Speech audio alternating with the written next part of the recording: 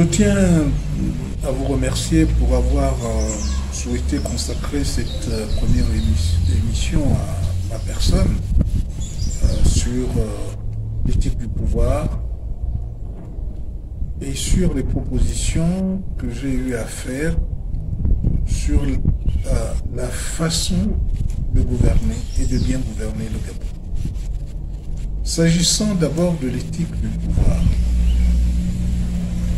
l'éthique du pouvoir, ce sont les conditions que doit avoir un homme politique, les qualités que doit avoir un homme politique pour diriger un pays. L'éthique nous renvoie à la morale, nous renvoie à un comportement sain lorsqu'on vous accorde la gestion de la chose publique. Vous pouvez être tenté par le fait de prendre pour vous ce qui appartient à tous, de dilapider ce qu'on met à votre disposition et de penser que vous en êtes le propriétaire, comme vous pouvez avoir un tout autre comportement.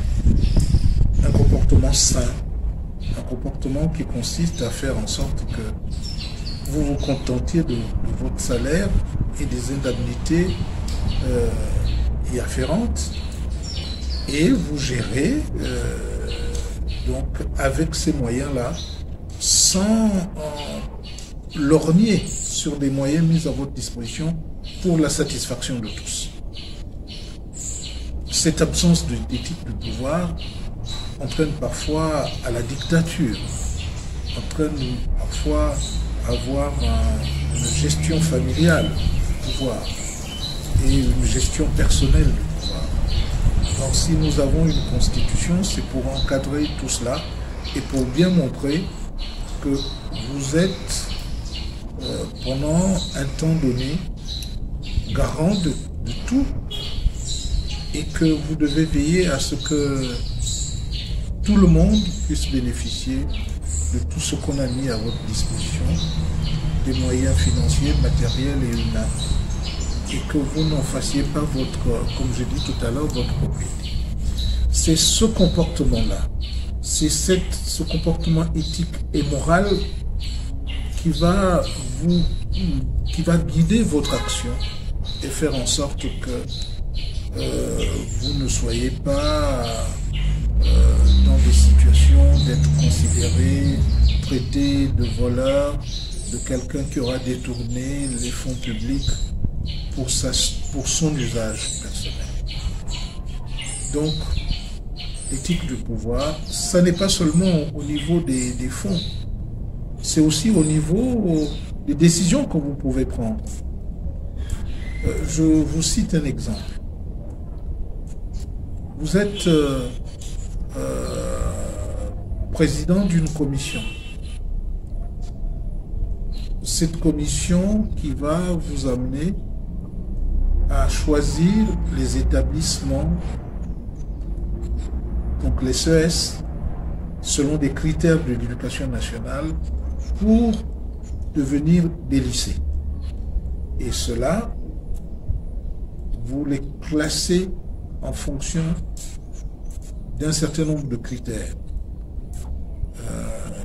qui désignent quel est le premier, le deuxième, le troisième, le quatrième et cinquième établissement par ordre de mérite et par ordre d'importance.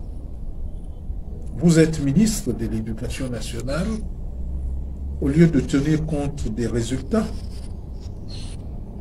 ce que vous faites, c'est prendre le dernier établissement pour en faire un lycée, alors que vous laissez de côté le premier établissement, celui qui est sorti premier. Et vous êtes enseignant en plus.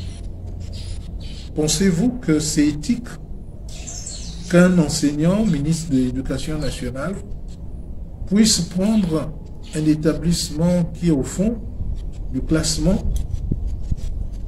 pour en faire un lycée, alors que les premiers, il n'en fait pas.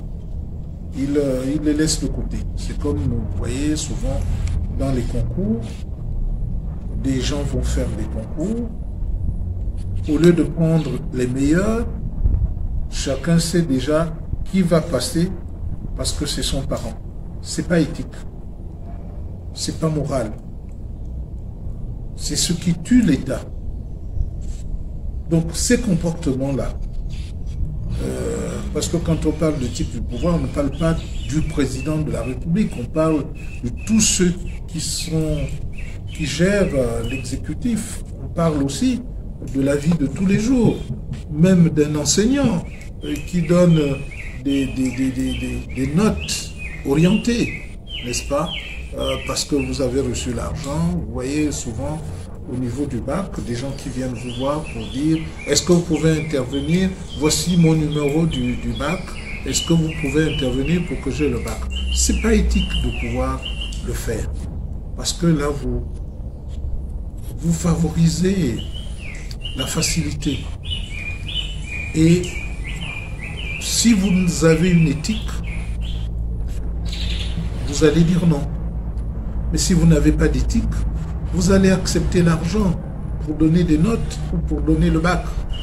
Et nous allons fabriquer des femmes et des hommes qui au départ n'ont pas d'éthique, parce qu'aller demander à un responsable moyennant de l'argent de vous faire passer ou de vous faire admettre, ça ne vous aide pas.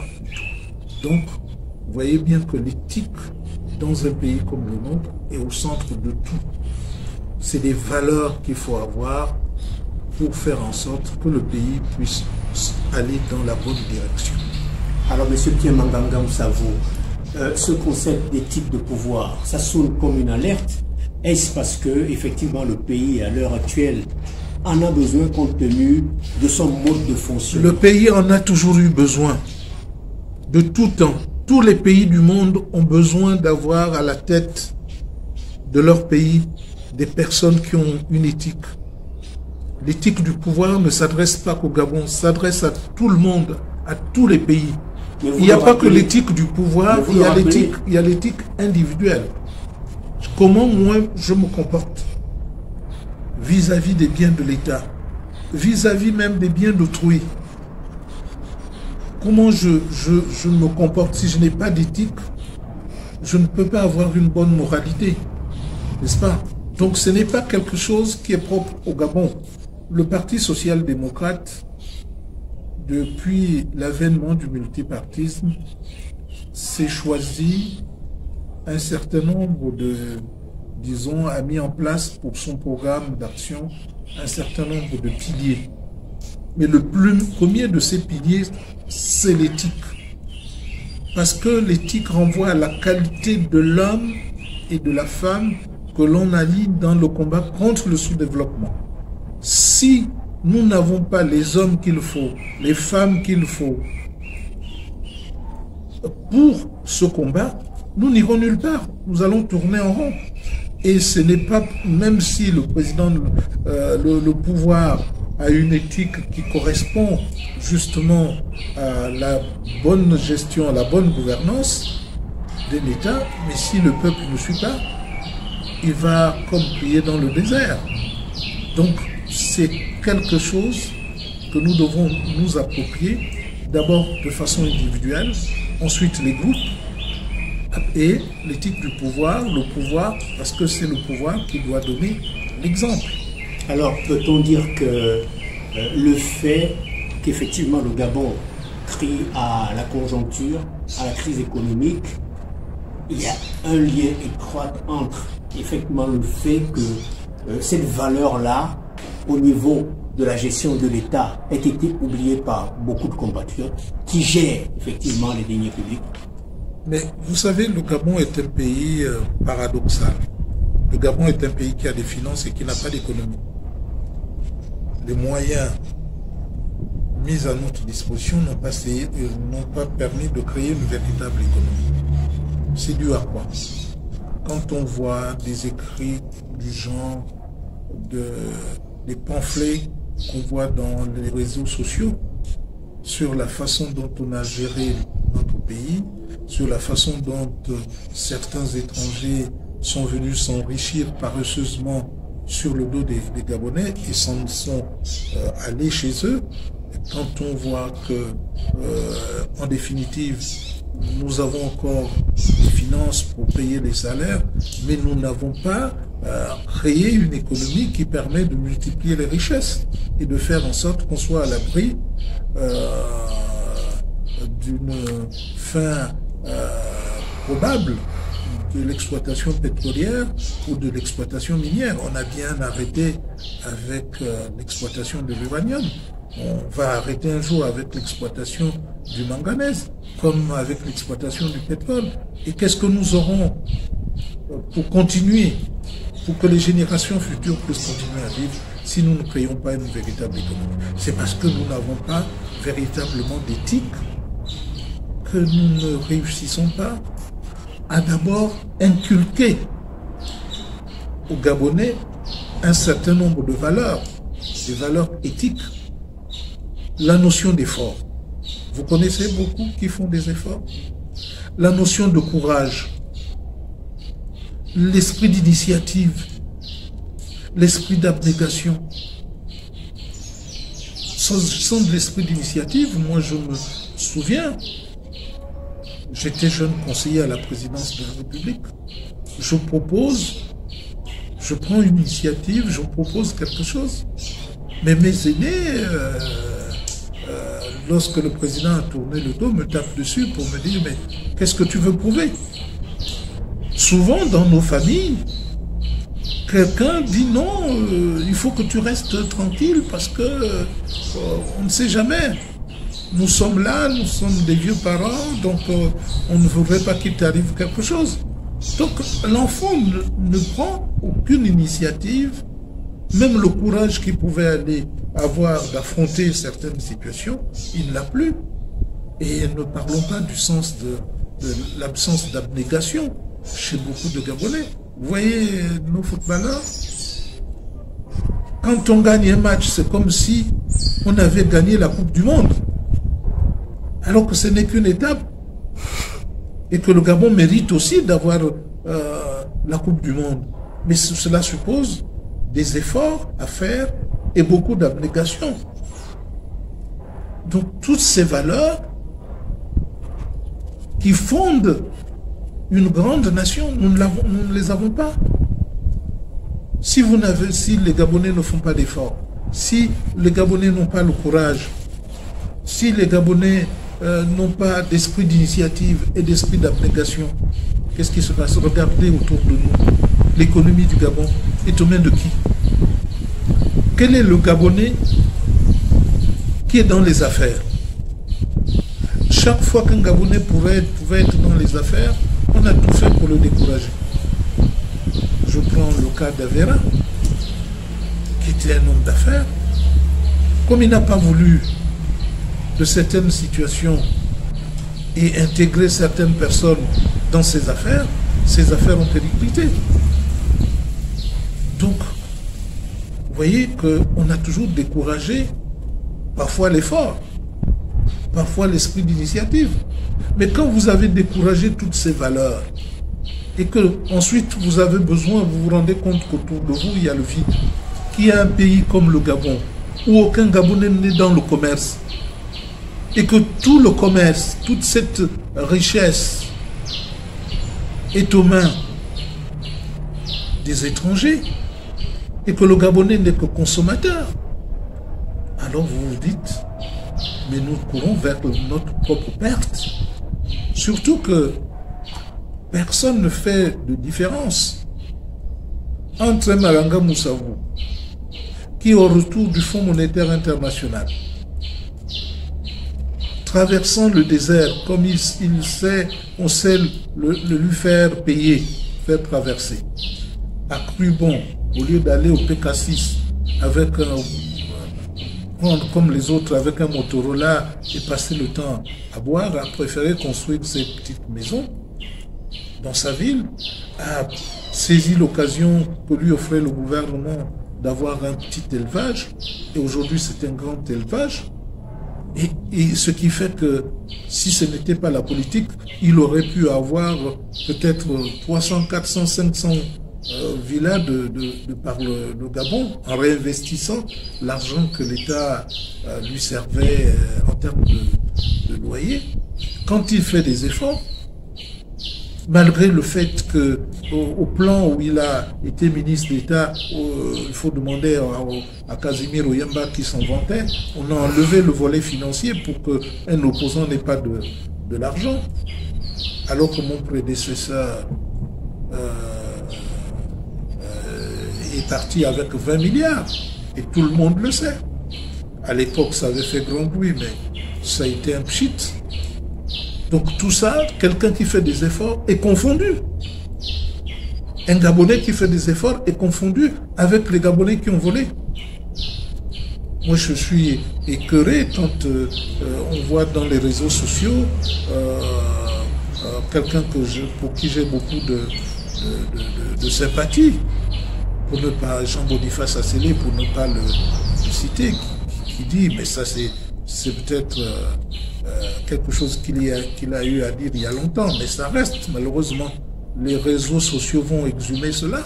Est-ce que c'est éthique de dire que j'ai volé, Miboto a volé, mais lui il est allé investir en France et moi j'ai investi ici? Est-ce que c'est éthique? Est-ce que c'est moral? Un voleur est un voleur. Et ça n'aide pas. Et quand parfois on peut comparer quelqu'un Gabonais qui fait des efforts par lui-même à d'autres qui reconnaissent avoir volé, vos efforts ne peuvent pas servir d'exemple. Donc c'est ça tout cela, un comportement moral, un comportement éthique, un comportement qui doit faire en sorte qu'on gomme chez certains cette fierté qu'ils ont de prendre ou d'avoir pris pour eux ce qui appartenait à tout le monde et de n'avoir rien fait de tout cet argent. Si au moins certains comme les Lebumba, le coffre-fort et autres qui ont des milliards de l'État qui ont mis dans les banques suisses pouvaient revenir investir cet argent au niveau du Gabon sans que je ne puisse les applaudir parce que c'est l'argent de l'État, mais au moins ils auraient réinvesti cet argent.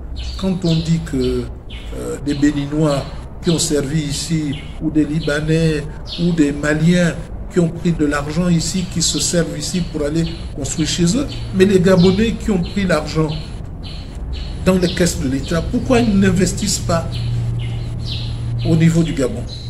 Pourquoi ils terrent leur argent à l'extérieur ou dans les caveaux? Pourquoi ils n'investissent pas? C'est l'absence d'éthique. D'abord, ils se reprochent d'avoir de l'argent facile et ils ne savent pas comment le justifier.